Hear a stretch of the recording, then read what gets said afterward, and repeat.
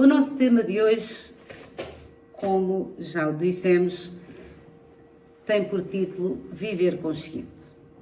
E é isso que nós vamos tentar abordar aqui alguns temas, fazer algumas reflexões, a fim de tentarmos viver o melhor consciente ou o mais consciente possível. Viver consciente é um dos rumos para a evolução do espírito e está ligado à nossa reforma interior.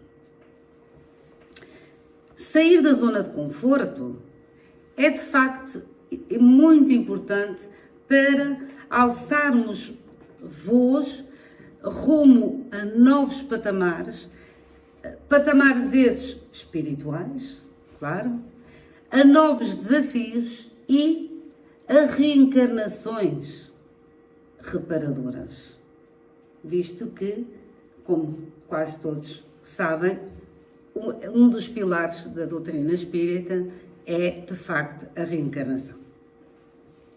Mas como para qualquer tarefa, para que possamos, de facto, ter uma vivência consciente, precisamos de aprofundar conhecimentos. Isso acontece em todas as áreas, não é? Muitos desses conhecimentos, nós já os possuímos. Eles estão em nós e nós trazemos. Mas, de certa forma, estão adormecidos. Então, para que possamos conquistar espaços, é necessário que aprendamos alguns aspectos de maior relevo como seres conscientes e seres espirituais que somos. Quando nós somos adolescentes, tudo corre bem, ou quase tudo corre bem, não é? Reunimos-nos em grupos, saímos a cantar, a falar airosamente, como se a vida fosse, de facto, um eterno baile de fantasias. É ou não é? Nós sonhamos todos que a vida é bela. E ainda bem que sim, que isso faz parte de nós. Entretanto, chegamos à fase adulta e, não raras vezes, continuamos ainda com as mesmas fantasias. E com essas fantasias, ficamos, de certa forma, alheios, ou diria eu, sem nos tornarmos conscientes de que a vida deve ser vivida não só como uma evolução do nosso corpo físico, mas também e principalmente do espírito e da sua imortalidade. Muitas pessoas ainda se consideram seres mortais nos nossos dias. Com o fim da vida a aproximar-se dia a dia pelo envelhecimento natural do corpo físico, vão-se apercebendo que, afinal, o que é que eu terei andado aqui a fazer? Há sempre algo em nós que nos faz pensar, e será só isto? Mas a verdade é que a maioria das pessoas vivem como se fossem seres mortais. Mas não somos seres mortais. Somos espíritos imortais. Aí é que está a grande diferença. Somos energias que pulsam em direção ao Criador. É esse o nosso objetivo. Vir aqui para evoluir. E é tempo de começarmos a viver de forma consciente, sabendo que a Terra é apenas um planeta. É apenas um pontinho azul entre bilhões de bilhões que existem no universo. E como nos disse o astrofísico Carl Sagan, só Júpiter, para terem uma ideia, que pertence ao nosso sistema solar, é 11 vezes maior que o diâmetro do nosso planeta Terra. E nós pensamos que somos os maiores e que a Terra é, de facto, o melhor que há. E é de facto o melhor que há no plano, na situação em que nos encontramos, no momento evolutivo em que nos encontramos. Continuando ainda com Júpiter, possui 63 luas, enquanto nós temos apenas uma que nos encanta desde os tempos mais remotos. Então, de facto, o planeta é constituído de muitas e variadas coisas.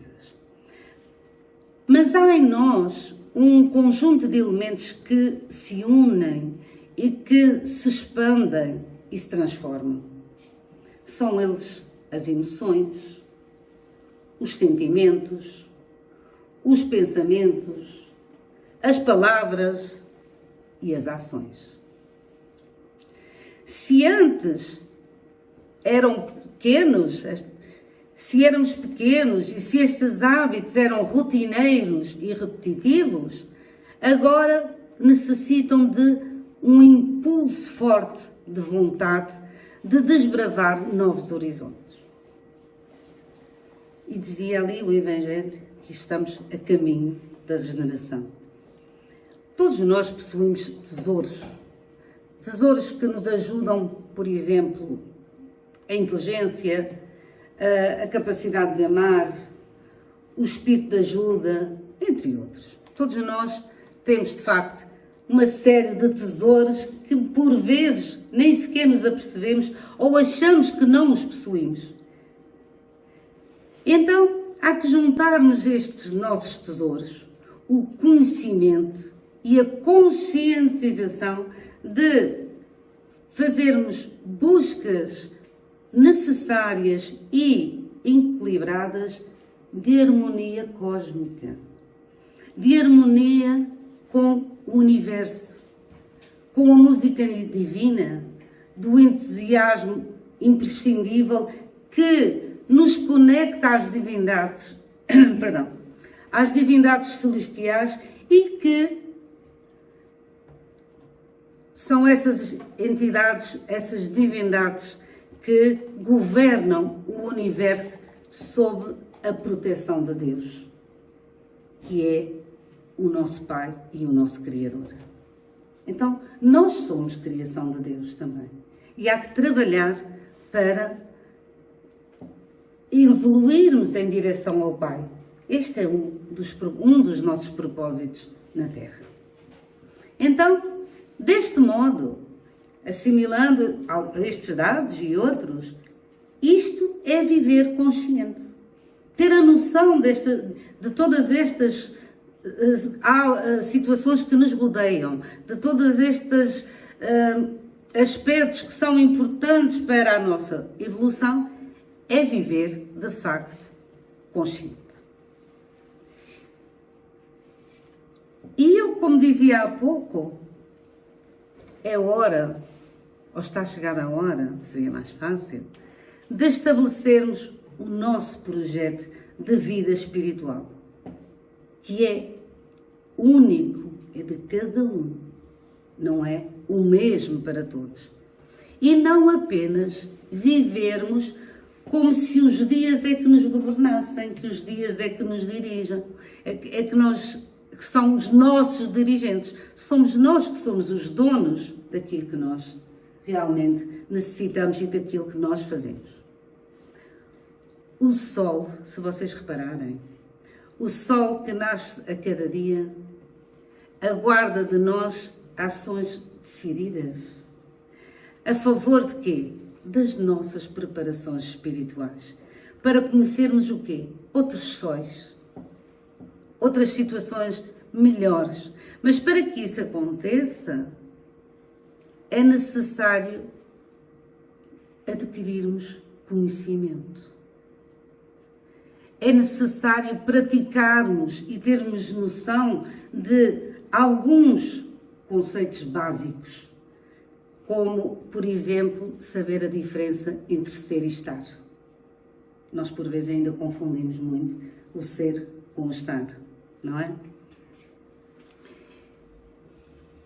A definição de consciência e de consciente é importantíssima para nós conseguirmos discernir o que de melhor poderemos fazer para a nossa evolução como seres gregários e seres sociais que somos. Nós somos animais gregários. Vejamos então ser e estar.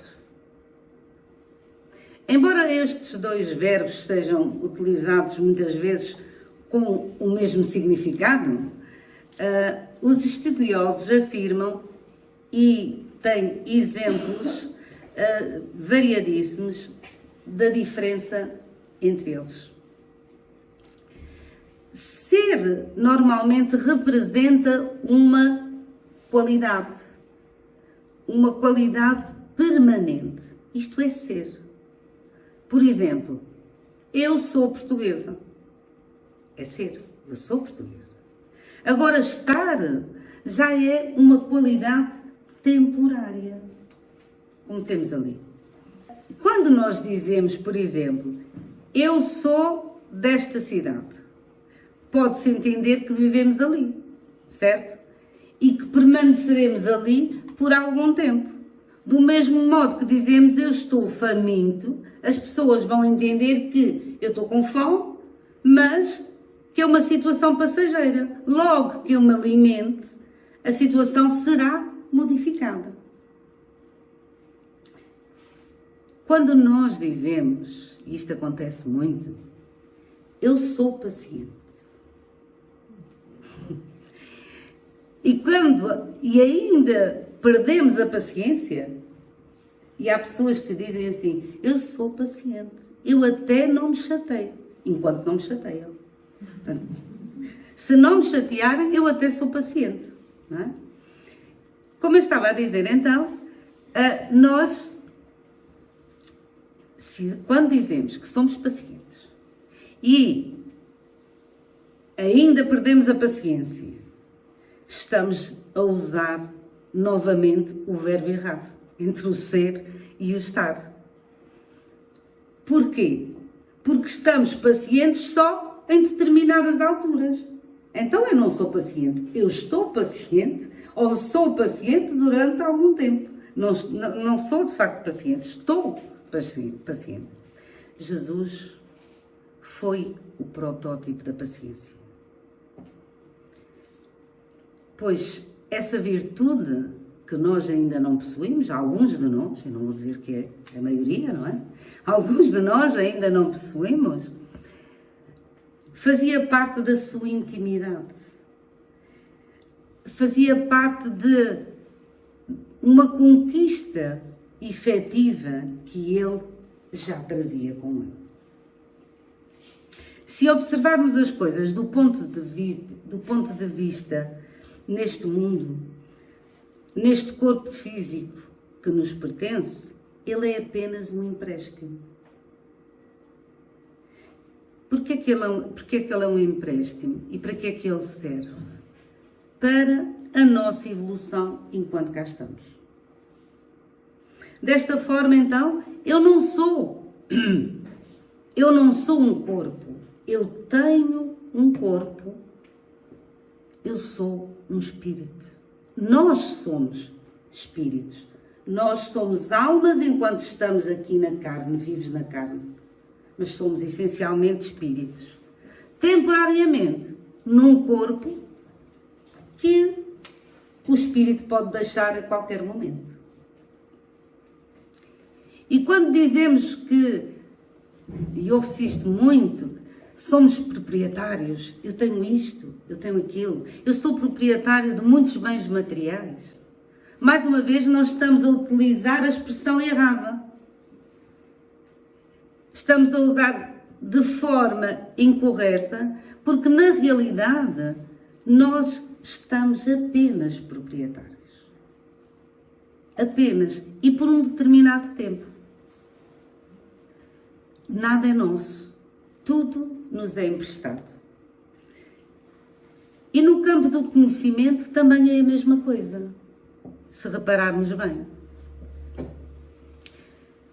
Conta-se que havia um rei que se orgulhava muito da sua linhagem e era conhecido pela sua crueldade com os mais fracos. Certa vez, ele caminhava com a sua comitiva por um campo onde, anos antes, o seu pai tinha falecido numa batalha e, portanto, tinha ficado ali.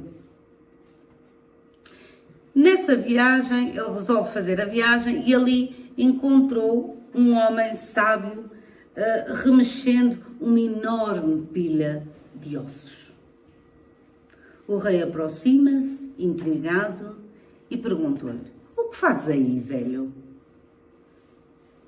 E o velho diz-lhe: "Honrada seja a vossa majestade", disse o homem. Quando eu soube que o rei, sua eminência, vinha por aqui, resolvi recolher os ossos do seu falecido pai para lhes oferecer. Entretanto, não consigo encontrá-los. Eles são iguais aos ossos dos camponeses, dos pobres, dos mendigos e dos escravos. Ora, por esta história, nós podemos verificar que é de facto inútil tentarmos dar demasiada importância aos bens materiais, ao que tem apenas uma importância relativa e passageira. É óbvio que nós precisamos dos bens materiais para o nosso bem-estar, para o nosso dia-a-dia, para tudo. Mas dar demasiada importância não vale a pena, porque nós estamos aqui só de passagem. Muitos de nós dizemos que somos conhecedores desta ou daquela filosofia. Não importa. Mas, enquanto não vivenciarmos de facto aquele aspecto, aquela filosofia, digamos assim, apenas temos a teoria. Mas não somos realmente verdadeiros conhecedores ou os chamados verdadeiros sábios. Este foi um dos motivos porque Jesus fez a seguinte advertência, e muito, como sempre, oportuna. Diz-lhe o seguinte: "Se sabeis essas coisas, bem-aventurados sois se as fizerdes." Então é isso que nós precisamos de pensar. Será que eu estou, de facto, a fazer aquilo que eu defendo? Será que eu estou a exercer a minha filosofia ou a minha maneira de estar de acordo com o proposto ou com os propósitos da vinda à Terra? Isto não precisa responder, cada um pensará. Ora, por isto que Jesus nos diz, prova-nos também que há de facto a tal grande diferença entre saber e fazer. Entre ter conhecimento e ter sabedoria. E entre ser e estar. Esta é a conclusão a que nós chegamos. E é a nossa atual realidade. Não há que pensarmos assim, mas eu estou mal, mas eu estou assim. Não, é a nossa realidade de acordo com o estágio evolutivo em que nós nos encontramos. Porque nós ainda estamos neste estado. Falemos agora de consciência. Segundo o dicionário, consciência significa a capacidade que o homem tem de conhecer valores e mandamentos morais e aplicá-los em diferentes situações. No Livro dos Espíritos, encontramos na pergunta 835, ou aliás na resposta, o seguinte sobre a consciência. A consciência é um pensamento íntimo que pertence ao homem como todos os outros pensamentos. segundo Osho, o filósofo, ele diz-nos o seguinte: o homem de consciência, de entendimento, age. O homem que está desatento e inconsciente é mecânico como um robô. E mecânico como um robô reage. É verdade. Se repararmos bem, nós, quando temos a consciência, nós agimos. Quando nós não estamos bem certos, nós reagimos. É, não é? Quanto ao consciente, segundo o dicionário, é aquele que sabe o que faz. Quem tem consciência da sua própria existência. É simples. E a respeito de consciência, Joana de Ângeles Espírito, no livro O Ser Consciente, ensina-nos que ser consciente significa estar desperto, responsável, não arrogante, não submisso, livre de algemas do passado e do futuro. Vejam só o quanto ela abrange esta situação. Ora, posto isto, está implícito, com certeza, que a fim de obtermos uma melhoria de vida e alcançar a tão almejada paz, todos dizem: eu só preciso de paz, eu só quero ter paz. Faz-se necessário que tenhamos conhecimento destes valores. Como eu disse no início da palestra, é preciso conhecimento. Para quê? Para os aplicarmos no dia a dia, no nosso desenvolvimento. Só que, entretanto, grande parte da humanidade vive o vazio existencial. Fala-se muito em vazio existencial. Vive-se a violência, a dor da saudade dos que partiram, é inegável, as ambições e muitas outras coisas. Só que estas pessoas estão dominadas pelo imediatismo. Nós queremos tudo para hoje. E muitas vezes estão enganadas pelas necessidades materiais e esquecidas da tão preciosa vida interior. O que sempre a espiritualidade nos adverte, que temos que trabalhar é o nosso interior, porque tudo aquilo que temos não é exterior, vem do nosso interior. Muitas das pessoas estão esquecidas e perdidas do sentido da vida.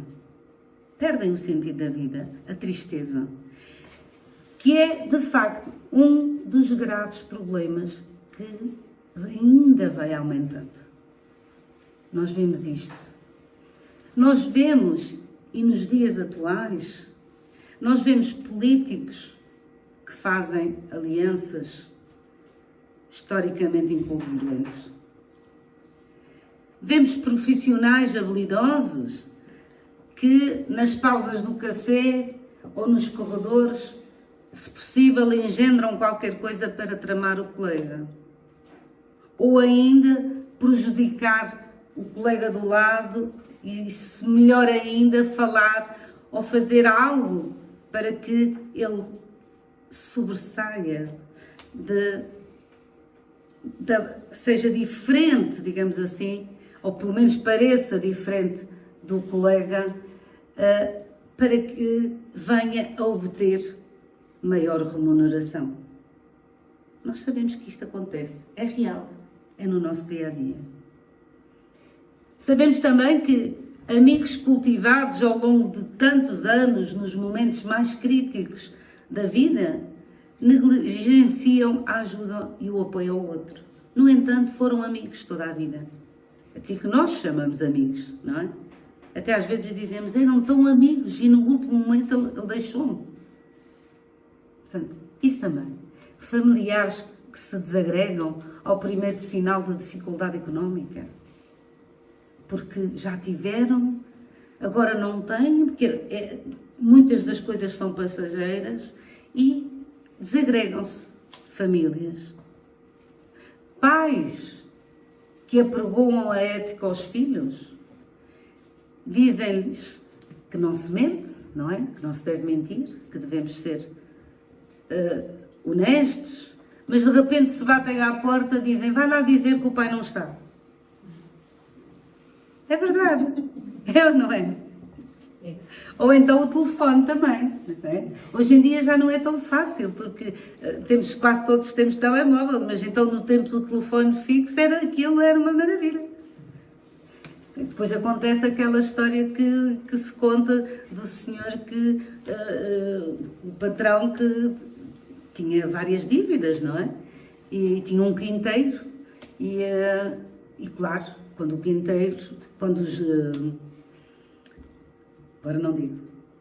os credores, perdão, estava a esquecer o termo, quando os credores batiam à porta para ir receber as contas, ele fechava-se lá em cima e dizia logo, o quinteiro dizia assim, senhor, estão a bater à porta. E ele dizia assim, vai lá e diz que eu não estou. E o empregado, mas isto é verídico. E o quinteiro chegava cá abaixo e dizia assim, senhor, o meu patrão manda dizer que não está. Portanto, tudo isto é verdade. Nós vivemos no nosso dia-a-dia.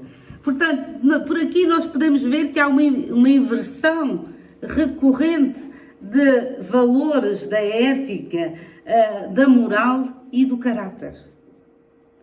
As pessoas deixam de ser o que sempre foram para passarem a estar aquilo que lhes convém. É conforme. Somos nós, humanidade ou homem, que damos grandeza aos princípios e não os princípios que dão a grandeza ao homem. É uma luta diária, realmente, que nós temos e que deve ser travada com paciência, com sabedoria e ajustando, dentro do possível, a nossa palavra à ação.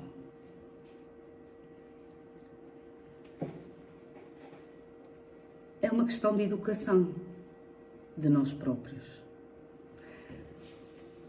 A educação, como muitos sabem, é a arte de formar homens. E consiste num desenvolvimento simultâneo das nossas faculdades morais, das nossas faculdades físicas e intelectuais. Conforme nos disse o professor Rivaio, o codificador da doutrina espírita, que mais tarde adotou o pseudónimo de Allan Kardec, ele era um pedagogo, ele disse-nos que a doutrina espírita é uma doutrina de educação moral. E está muito mais ligada à educação de uma forma geral, uma ligação estreita do que interativa. Portanto, é de facto, o Espiritismo é a doutrina da educação do espírito imortal. É por isso que nós várias vezes falamos sobre esta importância, porque é para isso que nós estamos cá. É para nos educarmos como espíritos imortais que somos. E o Centro Espírita, também como eu disse aqui no início, é uma escola. É uma escola que educa para a vida, mas nos seus dois planos, porque a vida continua. É, acima de tudo, uma escola de almas que orienta, que esclarece e que consola. É por isso que nos reunimos para este aprendizado. É uma doutrina racional, de esperança, que nos ensina a viver de uma forma consciente. Pelo menos fazemos esforço para isso. E é isso que é importante que seja, não é? Favorece-nos uma melhor reflexão sobre a vida e oferece uma anatomia dos sentimentos que nos possibilita uma maior clareza e uma maior profundidade em relação a tudo o que nos rodeia. O Evangelho, eu digo segundo o Espiritismo, mas não é o Evangelho segundo o Espiritismo, é o Evangelho em si, refere que a obediência é o consentimento da razão. Certa vez numa palestra, uma senhora abordou o médium Divaldo Franco, que hoje tem os seus belos 93 anos, e disse: o senhor parece ser uma daquelas pessoas que não tem problemas nenhuns. Está sempre sorridente. É assim mesmo, a vida é mesmo isso, é isso que representa. E ele respondeu: é porque eu encontrei a alegria de viver. No Espiritismo, eu encontrei as respostas para todos os conflitos. E aí então encontrei um tesouro. Uma resposta de quem de facto tem sabedoria para nos dizer estas coisas e de estar consciente daquilo que é o Espiritismo. Ora, realmente, se nós aceitamos Deus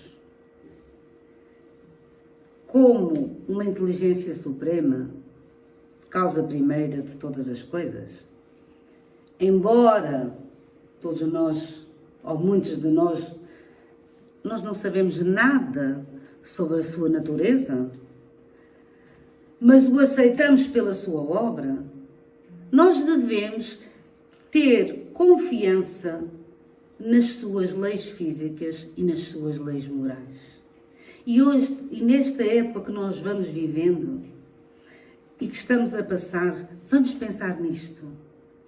Não é Deus que resolve as coisas, somos nós que resolvemos, parte de nós. Mas a verdade é que todas as leis da natureza estão certas.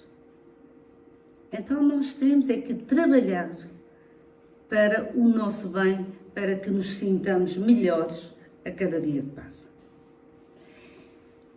E é nesta confiança e na sua inteligência e no seu amor que vamos desenvolvendo em nós as tais qualidades superiores, as qualidades espirituais superiores tão necessárias ao nosso desenvolvimento.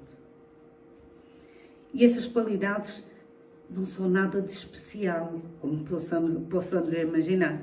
São qualidades como a segurança, a resignação, a tolerância, a solidariedade. E eu continuava por aí abaixo. A tal paciência, não é? Fé, amor, enfim.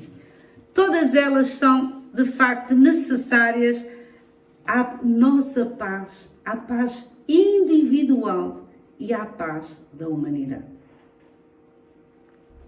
Se acreditamos em Deus e em Jesus também, como habitualmente dizemos, há algo que nós precisamos de fazer muito importante. Precisamos de querer amar o nosso próximo. E para isso é preciso que comecemos por aceitar o outro como ele é. Feio, bonito, bom, mau, malandro ou confiável, mas é um ser igual a nós. É importante que tenhamos isto em mente. É um ser com as mesmas possibilidades de que nós e que está na mesma caminhada evolutiva do que nós. Então, todos nós podemos, de facto, um dia atingir o tal grau de perfeição com que sonhamos e que muitos já o alcançaram. É essa a nossa meta. Se eu escolhi ser espírita, nós precisamos de ser coerentes com aquilo que pensamos e com aquilo que fazemos. Se eu escolher ser espírita, eu devo ter como meta como viver como os princípios básicos da doutrina que decidi abraçar. Não é? É neste desenvolvimento de conhecimentos que aprendemos a deixar de dizer que Deus é injusto, que este mundo é um vale de lágrimas, porque eu e não fulano, não é? Porque eu, porque que não foi com aquele, não é? Aquele tem mais sorte do que eu, porque que aquele tem mais sorte do que eu?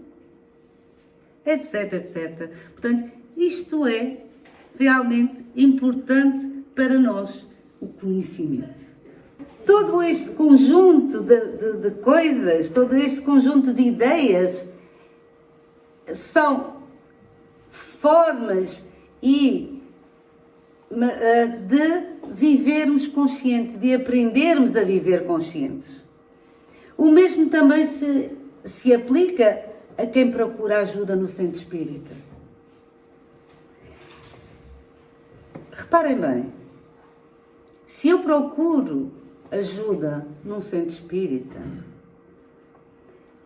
e o meu objetivo ou a minha finalidade é obter melhores resultados,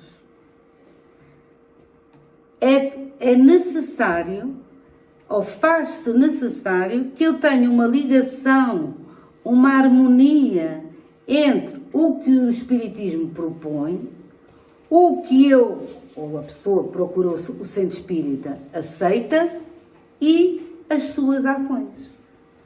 Caso contrário, nós apenas estamos, mais uma vez, a ser e não estamos. E não estamos. Ou seja, nem estamos a ser, nem a estar. Estamos naquela meia água, não é? Porquê que tu vais ali? Eu vou ali. Olha, dizem que é bom. Mas depois, se não estivermos dentro, se não seguirmos um propósito, se não seguirmos os ensinamentos, não quer dizer que a pessoa se torne espírita. Mas tem que haver uma empatia, tem que haver uma harmonia que seja realmente de acordo com aquilo que se propõe. Porque senão acontece o que muitas pessoas dizem: eu fui lá uma vez, mas aquilo não servia de nada. Eles disseram lá coisas que eu sabia.